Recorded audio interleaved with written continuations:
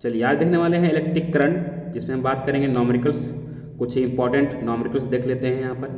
और जिसमें से पहला नॉमरिकल कुछ जैसा कि देख पा रहे हैं कि एक सर्किट दिया गया है, मतलब कि इसमें एक बैटरी है 10 वोल्ट का, और कहता है कि इस 10 वोल्ट की एक बैटरी में एक बैटरी और जोड़ दिया जाता है 200 वोल्ट का, और साथ साथ एक रेजिस्टर भी जोड़ दिया जाता है, मतलब एक वायर जोड़ दिया जाता है, और उसका जो रेजिस्टेंस है, प्रतिरोध है, वो 38 ओम है। तो यहाँ से एक बैटरी में दूसरा बैटरी और साथ साथ एक रेजिस्टर जोड़ दिया जाता है। तो तब कहता है कि इस सर्किट में कितना इलेक्ट्रिक करंट पास होगा, विद्युत धारा इसमें कितना पास होगा। तो आपके पास यहाँ पर बेसिक फार्मूला है, जैसा कि आप जानते हैं ओम्स लॉ से, कि यहाँ से आपके पास जो फार्मूला होता है V is equal to I R. तो यहाँ से V क्या है, पोटेंशियल डिफरेंस है, विभवांतर है, और R क्या है, रेजिस्टेंस है, प्रतिरोध है। तो यहाँ से आपको तो क्लियर दिख रहा है कि रेजिस्टेंस 38 ओम है, लेकिन यहाँ पर पोटेंशियल डिफरेंस निकालना है। यहाँ पर दो बैटरी लगा हुआ है, तो यहाँ से क्या करेंगे हम लोग, पोटेंशियल डिफरेंस निकाल लेंगे। तो यहाँ से हो जाएगा potential difference 200 volt minus 10 volt, तो यहाँ हो जाएगा 190 वोल्ट। तो यहाँ से आपके पास पोटेंशियल डिफरेंस निकल गया है, तो आप इलेक्ट्रिक करंट तो आसानी से निकाल ही सकते हैं। तो यहाँ से हो जाएगा electric current I is equal to V by R. तो यहाँ से हो गया 190 वोल्ट, और बाई यहाँ से रेजिस्टेंस जो हो गया वो 38 ओम। तो यहाँ से ये इलेक्ट्रिक करंट हो गया, तो एम्पियर हो जाएगा।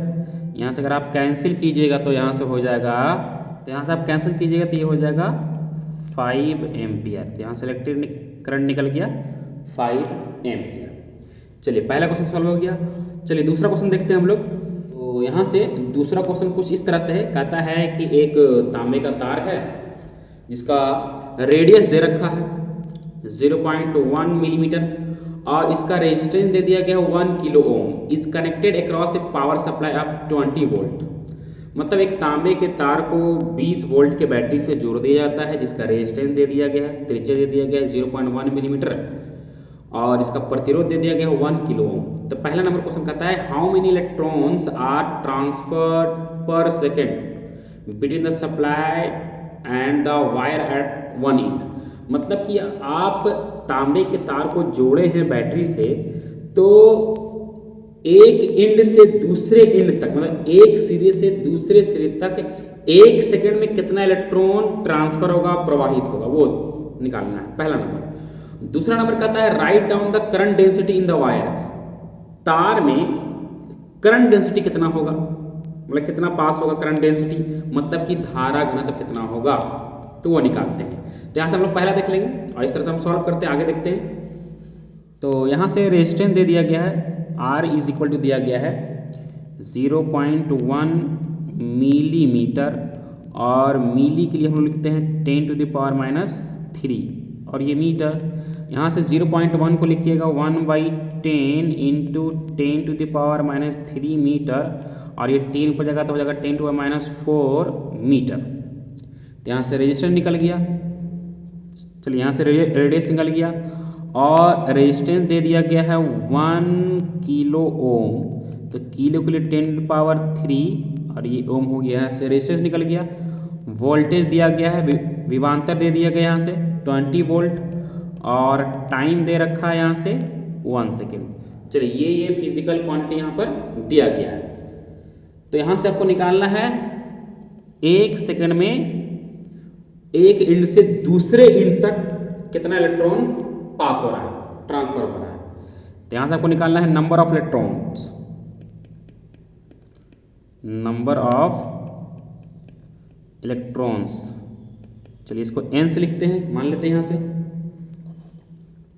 तो यहाँ से आप बेसिक फॉर्मूला जानते हैं, Q is equal to NE, और कुछ और फॉर्मूला आप पहले से जानते हैं, Q is equal to IT भी होता है, और यहाँ से और फार्मूला होता है, आप जानते हैं V is equal to IR। यहाँ से दोनों फार्मूला का हम यूज करेंगे। तो क्या करते हैं, Q के जगह पुट कर देते हैं क्या, IT। तो यहाँ से हो जाएगा IT is equal to NE, और यहाँ से आप I का वैल्यू निकाल सकते हैं, तो V बाई आर यहाँ पुट कर दीजिएगा। तो यहाँ से होगा I is equal to V by R, और ये टी यहाँ रहेगा और ये एन डिवाइड में चला आएगा, ई डिवाइड में हो जाएगा तो यहाँ हो जाएगा एन, तो N is equal to V T by R E. तो यहाँ से अगर आप सॉल्व करते हैं तो यहाँ से निकल जाएगा नंबर ऑफ इलेक्ट्रॉन्स एक सेकंड में कितना पास हो रहा है। तो पोटेंशियल डिफरेंस है 20 वोल्ट, टाइम है 1 सेकेंड, रेजिस्टेंस दे रखा है 10⁻³ ओम, और इलेक्ट्रॉन का चार्ज जानते हैं 1.6 इंटू 10⁻⁻19 कूलम। तो अगर आप इसको सॉल्व करते हैं तो ये वैल्यू दे देगा 1.25 इंटू 10⁻17। ये हो गया नंबर ऑफ इलेक्ट्रॉन्स। यहाँ से दूसरा सॉल्व कर लेते हैं। दूसरा कार्य निकालने के लिए करंट डेंसिटी धारा घनत्व, तो आप यहाँ जानते हैं basic formula J is equal to जो होता है वो I बाई ए होता है, और यहाँ से I इज इक्वल टू जानते हैं V बाई आर। तो यहाँ से क्या करेंगे, I जब क्या पुट कर देंगे V बाई आर, तो A हो जाएगा यहाँ से। तो आप जानते हैं कि वोल्टेज दे दिया गया 20 वोल्ट, रेजिस्टेंस दे दिया गया 10⁻³ और यहाँ से एरिया जो हो जाएगा वो पाई आर स्क्वायर हो जाएगा। तो यहाँ J is equal to 20/10⁻³ into pi के लिए हम पुट करते हैं 3.14 और इंटू यहाँ से जो रेडियस दे रखा है वो दिया हुआ है 10⁻⁴ और यहाँ से क्या हो जाएगा स्क्वायर। तो ये वैल्यू निकल जाएगा J is equal to 6.37 into 10⁵ ampere पर मीटर स्क्वायर। तो ये निकल गया करंट डेंसिटी। चलिए तो अगला क्वेश्चन देख लेते हैं हम लोग। थ्योरी कुछ इस तरह से है, कहता है calculate the resistivity of a material of a wire. Like एक तार का पदार्थ का क्या निकालना है, प्रतिरोधकता निकालना है। कहता है कि जो तार है वो कितना लंबा है, 10 मीटर लंबा है और उसका डायमीटर दे रखा है 0.4 मिलीमीटर और कहता है उसका रेजिस्टेंस भी दिया हुआ है 2 ओम। तो कहता है निकालिए उसका रेजिस्टिविटी निकालिए। जैसे हम सॉल्व कर लेते हैं, लेंथ दिया गया है L is equal to 10 metre. यहाँ से हम लोग रेडियस निकाल लेंगे। तो अगर आप 0.4 देख रहे हैं तो यहाँ डिवाइड करेंगे तो क्या होगा 0.2 मिलीमीटर हो जाएगा, क्योंकि डायमीटर दिया गया है 0.4 मिलीमीटर। तो 2 से डिवाइड करेंगे तो क्या होगा 0.2 मिलीमीटर, रेडियस निकल गया। और यहाँ सॉल्व करेंगे तो 0.2 इंटू मिली के लिए 10⁻³ मीटर, और यही अगर पॉइंट हटाते हैं तो ये हो जाएगा 2 इंटू 10⁻⁴ मीटर। तो ये निकल गया रेडियस। रेजिस्टेंस दिया गया है R इज इक्वल टू 2 ओम। चलिए यहाँ से निकालना है रेजिस्टिविटी, मतलब रो निकालना है। तो बहुत सिंपल क्वेश्चन है, आप यहाँ देख सकते हैं। यहाँ पर सभी जितना क्वेश्चन है सब सिंपल दे रहे हैं। आगे थोड़ा सा लेवल क्या करें बढ़ाएंगे। तो यहाँ से क्या करते हैं कि ये बेसिक फार्मूला है, आप जानते हैं कि R इज इक्वल टू जो होता है रो L बाई ए होता है। तो यहाँ से रो ही क्या है, रेजिस्टिविटी है। तो रो इज इक्वल टू हो जाएगा RA बाई L। तो यहाँ से rho is equal to R दे दिया गया है 2 ओम, यहाँ से एरिया हो जाएगा pi R square by L। L यहाँ दे दिया गया 10 मीटर, L दे दिया गया है 10 मीटर। तो रो इज इक्वल टू हो जाएगा 2, पाई का वैल्यू पुट करते हैं 3.14, रेडियस दे रखा है 2 इंटू 10⁻⁴ का होल स्क्वायर बाई 10। तो अगर यहाँ से आप सॉल्व कर पाते हैं तो ये हो जाएगा 2.513 इंटू 10⁻⁸ ओम मीटर। चलिए तो अगला क्वेश्चन देखते हैं। क्वेश्चन नंबर 4 पढ़ते हैं।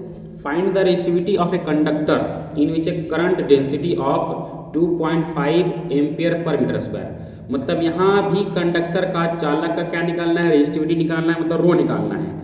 यहाँ पर गिवन वैल्यू है, जो दिया गया वैल्यू वो करंट डेंसिटी धारा घनत्व दिया गया है 2.5 दे दिया गया यहाँ से। और कहता है कि वेन एन इलेक्ट्रिक फील्ड, मतलब कि उस कंडक्टर को, उस चालक को एक इलेक्ट्रिक फील्ड में रखा गया है। तो इलेक्ट्रिक फील्ड है तो वहाँ तो फोर्स लगेगा। इलेक्ट्रिक फील्ड का मतलब ही क्या है? Amount of force per unit charge is called electric field. मतलब कि अब उस कंडक्टर के अंदर जितना भी इलेक्ट्रॉन्स है या फिर कह लीजिए चार्ज है, चार्ज मूव करता है तभी क्या बनता है? करंट बनता है। तो इसको इलेक्ट्रिक फील्ड में रखा गया तो फोर्स तो लगेगा ही लगेगा। तो यहाँ पर है वो 15 वोल्ट पर मीटर है। तब निकालना है आपको क्या? रेजिस्टिविटी निकालना है। तो यहाँ से सॉल्व करते हैं। तो यहाँ से करंट डेंसिटी दे दिया गया है 2.5 एम्पियर पर मीटर स्क्वायर, और यहाँ से इलेक्ट्रिक फील्ड दे रखा है 15 वोल्ट पर मीटर। निकालना क्या है? रेजिस्टिविटी निकालना है। तो चलिए यहाँ से हम बेसिक फॉर्मूला जानते हैं। R is equal to rho L by A, और भी यहाँ से फॉर्मूला आप लोग जानते हैं V is equal to I R, ये एक फार्मूला हो गया। और भी फार्मूला है E is equal to V by L, ये इलेक्ट्रोस्टैटिक का फार्मूला है अगर आप पढ़े हैं। E is equal to V by L. और यहाँ से करंट डेंसिटी का फार्मूला जानते हैं, J is equal to I by A. तो यहाँ से क्या करेंगे कि रो का वैल्यू हो जाएगा, यहाँ से rho is equal to R A by L, अगर आप चेंजिंग कीजिएगा तो यहाँ से रो इज इक्वल टू हो जाएगा, रो इज इक्वल टू हो जाएगा आर की जगह हम पुट कर ही सकते हैं। यहाँ से देख पा रहे हैं आर इज इक्वल टू क्या हो जाएगा? V by I into A by क्या? एल। तो अगर आप इसको कन्वर्ट करते हैं तो V बाई एल अब बाई आई बाई ए, मतलब इसको चेंजिंग कीजिएगा तो क्या होगा? फिर से ये वैल्यू आ जाएगा यहाँ से। तो यहाँ से हम लिख सकते हैं कि V बाई आई जो होता है वो होता है इंटेंसिटी, और I बाई ए जो होता है वो करंट डेंसिटी। तो क्या करेंगे? यहाँ पुट कर देंगे कि V बाई एल हो गया इंटेंसिटी, और यहाँ से I बाई हो गया करंट डेंसिटी। तो इंटेंसिटी दे दिया गया है 15 वोल्ट पर मीटर, और करंट डेंसिटी दे दिया गया है 2.5। तो यहाँ से अगर आप सॉल्व कीजिएगा तो ये वैल्यू आ जाएगा 6 ओम मीटर। अगला क्वेश्चन कुछ इस तरह से कहता है कि एक वायर है, उसका रेजिस्टेंस प्रतिरोध 4 ओम दे दिया गया है। कहता है उसको एक कुंडली नुमा लपेट कर, राउंडिंग लपेट करके तार को रख दिया गया है। उसका जो रेडियस है वो 7 सेंटीमीटर है। मतलब कि जो लपेट करके रखा गया है, कुंडली नुमा में जो रखा गया है, उसका रेडियस है 7 सेंटीमीटर है, और रेजिस्टेंस कितना है? प्रतिरोध कितना है? 4 ओम है। कहता है the wire has a diameter of 1.4 millimetre. मतलब वायर जो है, वायर का जो क्रॉस सेक्शन एरिया होता है, अनुप्रस्थ काट का क्षेत्रफल जो होता है, उसका डायमीटर व्यास दे दिया गया 1.4 मिलीमीटर। और यहाँ से आपको प्रतिरोधकता दे दिया गया है, स्पेसिफिक रेजिस्टेंस दे दिया गया है 2 × 10⁻⁻7 ओम मीटर। तब कहता है number of turns in the coil, मतलब कि तार को जो लपेट कर रखा गया है, कुंडली नुमा में रखा गया है, उसमें कितना फेरे हैं, फेरों की संख्या निकालना है, कितना फेरे हैं, नंबर ऑफ टर्न्स कितना है। तो चलिए यहाँ से हम सॉल्व करते हैं। तो जो वैल्यू दिया गया है वो हम पहले लिख लेते हैं यहाँ से। तो सॉल्व करते हैं। यहाँ से रेडियस ऑफ कॉइल हम देख लेंगे कि कॉइल, जो कॉइल इस तरह से बना है, इस तरह से लपेट कर इस तरह से बहुत सारा तार इस तरह से रख दिया गया है, इसका रेडियस कितना है?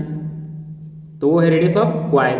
तो वो वैल्यू दे दिया गया है 7 सेंटीमीटर। तो सेंटीमीटर को कन्वर्ट कीजिएगा मीटर में, क्या होगा? 10⁻²2 मीटर। और यहाँ से रेडियस ऑफ वायर, तार का दिया गया है, मतलब तार जो लपेट के इस तरह से रखा गया है, ये तार इस तरह से लपेट कर रखा गया है, इस तार का रेडियस कितना है? ये तार का रेडियस कितना है? तो यहाँ से दे दिया गया है, तो यहाँ दिया हुआ डायमीटर दे दिया गया। तो रेडियस निकालना है तो क्या करेंगे उसको? यहाँ देख पा रहे हैं कि डायमीटर दे दिया गया है 1.4 मिलीमीटर। तो रेडियस क्या करें? उसका हाफ होता है, तो यहाँ से कन्वर्ट कर लेंगे 1.4/2 मिलीमीटर। तो यहाँ होगा 7 इंटू 10⁻³ मिली के लिए। तो इतना हो गया रेडियस इसका। और यहाँ से रेजिस्टेंस दे दिया गया है, तार का रेजिस्टेंस दे दिया गया, प्रतिरोध दे दिया गया है 4 ओम, और रेजिस्टिविटी दे रखा है, रेजिस्टिविटी प्रतिरोधकता 2 इंटू 10⁻⁷ मीटर। चलिए इसको हम सॉल्व करें। यहाँ से मान लेते हैं let n be the number of turns, मतलब n क्या है, फेरों की संख्या इन द कॉइल, कुंडली में फेरों की संख्या। तो क्या करते हैं कि अगर एक सिंगल तार होता, अगर ये एक सिंगल तार होता तो इसका लेंथ कितना होता, अगर ये एक तार है, इसको सर्किल में अगर बना लिया जाए तो इसका लेंथ कितना होता। तो length of one turn, length of one turn, तो ये होता 2πr। तो चलिए हम मान लेते हैं R1, इसका रेडियस कितना मान लिए हैं, यहाँ पर दिया हुआ है 7 सेंटीमीटर। तो ये सिंगल टर्न का है, एक टर्न का है, लेकिन इसमें देख पा रहे हैं कि अगर ये बहुत सारा फेरा रखा गया है, इसमें कितना फेरा है, कितना टर्न है पता नहीं है, उसको मान चुके कितना n। तो एक फेरा की लंबाई जो है 2πr1 है, तो n फेरा क्या होगा 2πr1 इंटू n, मतलब कि एक टर्न का जो लंबाई है 2πr है, तो n टर्न का कितना होगा, उसमें क्या करेंगे n मल्टीप्लाई कर देंगे, तो क्या निकल जाएगा, उस तार का जो कुंडली नुमा रखा हुआ है, जो मोड़ कर रखा गया है, उस तार का टोटल लंबाई निकल जाएगा। तो हम क्या करते हैं, टोटल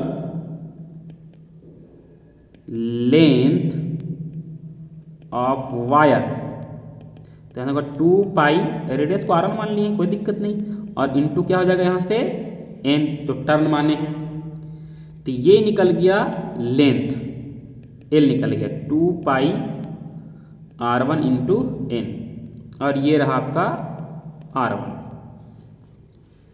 चलिए लेंथ निकल गया।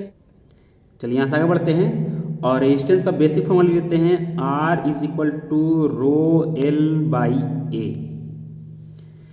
तो यहाँ से रेजिस्टेंस दे दिया गया है 4 ओम, रो दे दिया गया है 2 इंटू 10⁻⁷, एल दे दिया गया है 2πr1, R1 दे दिया गया है 7 इंटू 10⁻² मीटर, और यहाँ से n ये रहेगा, बाई एरिया दे दिया गया है πr², तो r यहाँ पर 0.7 इंटू 10⁻³ का यहाँ पर स्क्वायर हो जाएगा। चलिए आगे सॉल्व करते हैं यहाँ से।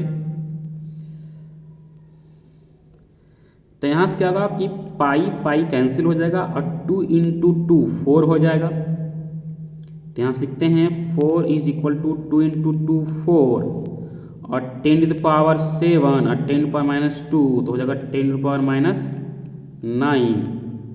और यहाँ से 7 और n। अगर आप 0.7 का स्क्वायर कीजिएगा तो ये हो जाएगा 7 इंटू 7 और 10⁻⁻ हो जाएगा 2, और ये मल्टीप्लाई कीजिएगा 10⁻⁶ हो जाएगा। तो यहाँ से क्या होगा कि एक 7 भी कैंसिल हो जाएगा, ये 7 इधर मल्टीप्लाई हो जाएगा, तो 4 इंटू 7 और इंटू 10⁻�6 और 10⁻², तो ये मिलकर हो जाएगा 10⁻⁸, और ये पार्ट डिवाइड में चलाएगा, तो यहाँ हो जाएगा 4 into 10⁻⁹ is equal to n बच जाएगा। तो यहाँ से हो जाएगा n इज इक्वल 7 इंटू 10⁻⁸, और ये ऊपर जाएगा तो 10⁻+9 हो जाएगा। तो सॉल्व करते हैं 7 इंटू 10 सिर्फ 10 बच जाएगा, और यहाँ से 7 इंटू 10 बच जाएगा पावर 1, और ये हो जाएगा 70 टर्न। मतलब कि उस कुंडली में जो टोटल फेरों की संख्या कितना है, 70 टर्न है। तो चलिए यहाँ से हम अगला क्वेश्चन देख लेते हैं। कहता है wire of 10 ohm resistance is stretch to thrice its original length, what will be its new resistivity and new resistance. कहने का ये मतलब होता है कि एक तार का रेजिस्टेंस दिया गया है। कहने का ये मतलब हुआ कि एक तार का रेजिस्टेंस दिया गया है 10 ओम, कहता है इसको खींच कर 3 गुना लंबा कर दिया गया, जो पहले इसका लंबाई था तार का उसका 3 गुना कर दिया गया है। तब कहता है इसका रेजिस्टिविटी निकालिए, मतलब प्रतिरोधकता निकालिए, और कहता है कि रेजिस्टेंस निकालिए। तो यहाँ से पहला का जो आंसर है वो तो निकल गया होगा, आप देख पा रहे हैं कि जो रेजिस्टिविटी पहले का होगा वो बाद का ही होगा, क्योंकि यहाँ पर मटेरियल चेंज नहीं हुआ है। क्योंकि आपको पता होना चाहिए कि रेजिस्टिविटी जो होता है, प्रतिरोधकता जो होता है, वो जो प्रॉपर्टीज है, गुण है वो मटेरियल का, यहाँ पर तो मटेरियल चेंज ही नहीं हो रहा है। तो क्योंकि वो तार वही तार है कि सिर्फ क्या किया गया, उसको खींच करके लंबा कर दिया गया 3 गुना, 3 टाइम्स यहाँ पर क्या कर दिया गया, लंबाई उसको बढ़ा दिया गया है। तो यहाँ पर रेजिस्टिविटी चेंज नहीं होने वाला है, जो पहले था वो अब भी रहेगा, तो यहाँ पर रेजिस्टिविटी वही रहेगा। लेकिन यहाँ पर रेजिस्टेंस क्या होगा, चेंज हो जाएगा, क्योंकि आपके पास कंसेप्ट पता है कि किसी भी तार का जो रेजिस्टेंस होता है वो लेंथ पर भी डिपेंड करता है, ये प्रोपोर्शनल होता है। अगर रेजिस्टेंस बढ़ेगा, रेजिस्टेंस अगर बढ़ गया, इसका मतलब क्या हो गया, उसका लेंथ भी हो सकता है क्या, बढ़ जाए। मतलब लेंथ बढ़ाने से क्या होगा, उसका रेजिस्टेंस बढ़ता है, ये आपको पता होना चाहिए पहले से। तो यहाँ से हम लोग सॉल्व करते हैं। तो चलिए यहाँ से हम सॉल्व करते हैं। यहाँ से हम देख लेते हैं कि ओरिजिनल लेंथ कितना है, मतलब पहले का लेंथ यहाँ पर कितना है वो देख लेते हैं। तो चलिए इसको लिख लेते हैं, ओरिजिनल लेंथ, ओरिजिनल लेंथ मान लेते हैं यहाँ से L।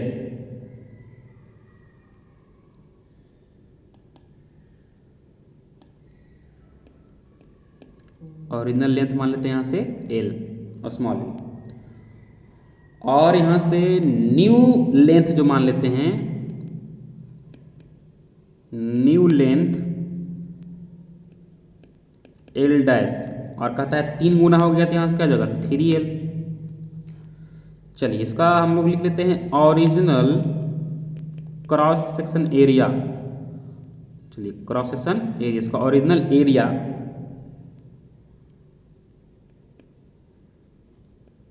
क्रॉस सेक्शन एरिया को मान लेते हैं A, और न्यू क्रॉस सेक्शन एरिया जो मान लेते हैं, न्यू क्रॉस सेक्शन एरिया मान लेते हैं यहाँ से A डैश। तो आपको पता होना चाहिए कि तार जो पहले था कुछ लंबाई का था, उसको खींच करके 3 गुना कर दिया गया। तो एक ऐसा फिजिकल क्वांटिटी होगा, एक ऐसा फिजिकल वैल्यू जो होगा वो चेंज नहीं होने वाला है। और आपको पता होना चाहिए कि यहाँ पर लेंथ बढ़ाने से घटाने से उसका जो वॉल्यूम होता है, आयतन होता है, वो चेंज नहीं होता है। मतलब कि दोनों केस में क्या होगा, तार का आयतन जो वॉल्यूम रहेगा वही रहने वाला है, मतलब कि उसका वॉल्यूम आयतन में चेंज नहीं होगा। तो यहाँ से हम लिख लेते हैं, in both cases volume is same. दोनों स्थिति में क्या होगा, आयतन एक समान होगा, ये चेंज नहीं होने वाला है। तो चलिए वॉल्यूम को मान लेते हैं यहाँ से V। तो वॉल्यूम जो क्या हो जाएगा, यहाँ से वॉल्यूम क्या रहने वाला, सेम रहने वाला है। तो यहाँ तार है, तो तार जो होता है वो सिलेंडर के जैसा होता है, बेलन के जैसा होता है। तो यहाँ से बेलन का हो जाएगा, वो जो आयतन हो जाएगा वो पाई आर स्क्वायर एच हो जाएगा। क्या हो जाएगा यहाँ से, पाई आर स्क्वायर एच। तो पाई आर स्क्वायर एच, तो यहाँ से पाई आर स्क्वायर का बन जाएगा क्या, क्रॉस सेक्शन एरिया, और ये जो एच हो क्या बन जाएगा, लेंथ बन जाएगा। तो यहाँ से हो जाएगा A इंटू एल पहले वाला, और बाद वाला हो जाएगा A dash into L dash. तो ये हो गया दोनों का आयतन क्या, इक्वल। तो यहाँ से हम क्या करेंगे कि A L is equal to A dash और L डैश। तो यहाँ से क्या करते हैं कि A बाई A डैश करते हैं, यहाँ से L डैश बाई क्या, L कर देते हैं। तो आपको L पता है और L डैश का L पता है, तो L डैश आपका हो गया क्या, कितना 3L बाई क्या, ये L कैंसिल हो जाएगा, कितना हो गया 3।